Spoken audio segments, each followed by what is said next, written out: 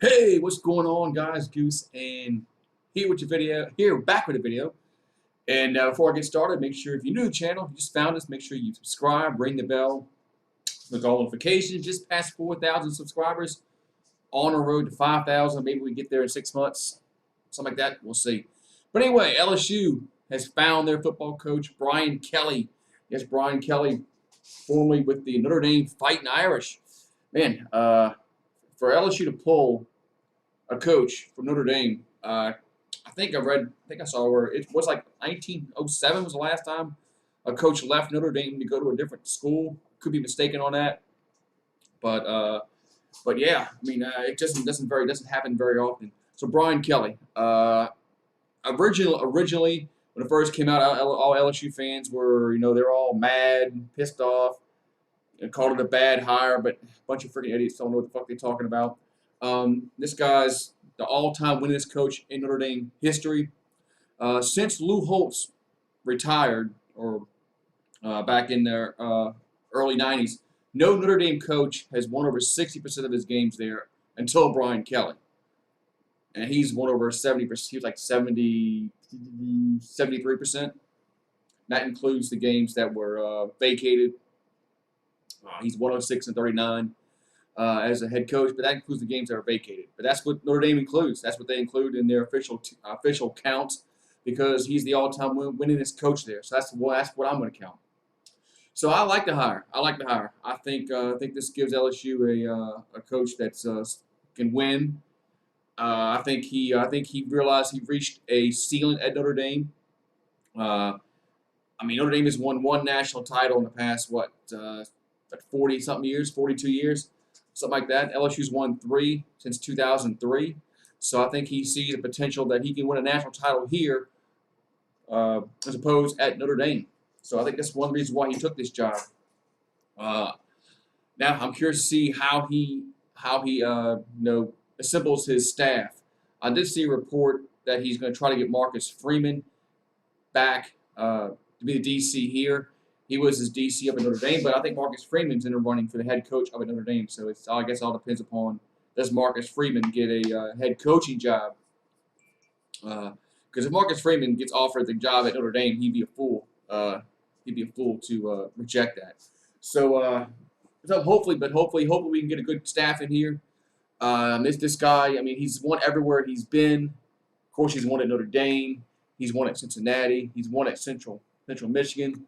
I mean, yeah, he was 4-7, 6-5, 9-4 his last year at Central Michigan. So he was building a program there in Central Michigan, and then he was at Grand Valley State. He won there. He was 118-35-2. He won 2 national championships in Division II. So this is a guy that knows how to win football games. Yeah, I get it. At Notre Dame, he went to the playoffs a few times and they got blasted. But hey, look, he's a very good coach. Anybody that's clowning this hire, anybody that's saying this is a bad hire, they have no idea what they're talking about. This guy is a massive upgrade over Ed Orgeron, and it's not even close. This guy he knows how to talk. He's not gonna be a PR nightmare like Orgeron was. He's not gonna go out and eat grass like Les Miles was, like he's a freaking goat. So I like this hire. I like this hire a lot. I really do. I'm really curious to see how he assembles his staff. Because if you're a head coach, you got to have a good staff. You got to have a good offensive coordinator. You got to have a defensive coordinator. Otherwise, you're not going to be successful. But I think Brian Kelly will be able to get some coordinators here that can coach. Hopefully, better than Jake Peetz. Jake Peetz was not very good offensively this past year for LSU. But it was his first year. It was his first year being an offensive coordinator.